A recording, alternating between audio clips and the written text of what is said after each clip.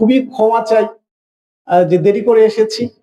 আমি আসলে সকাল ৯টায় পরিষদে গিয়েছি। পরিষদে গিয়ে ১ ঘন্টা পরিষদে বসেছি। আপনারা জানেন আমি ইউপির চেয়ারম্যান।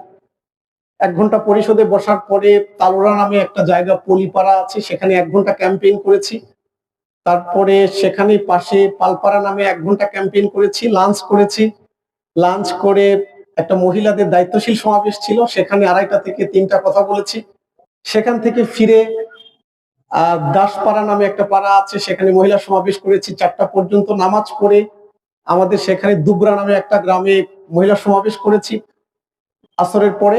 সেখান থেকে ফিরে চৌমোহনীতে একটা প্রোগ্রাম ছিল যুবকদের, সেখানে কথা বলেছি। চৌমোহনী থেকে ফিরে আলতাফনগরে একটা মাহফিল ছিল, সেখানে আমি মাহফিলে কথা বলতে পারিনি, কমিটির লোকজনের সাথে দেখা করেছি।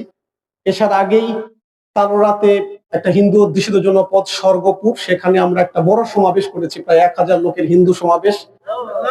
সেখান থেকে ফিরে আদমদিঘির দত্তবাড়িয়া নামে একটা হিন্দু অধ্যুষিত এরিয়া, সেখানে আমরা সমাবেশ করে চৌমোহনীতে একটা সাংস্কৃতিক অনুষ্ঠান এই মুহূর্তে হচ্ছে, সেখানে কথা বলে আপনার এখানে আসছি। তো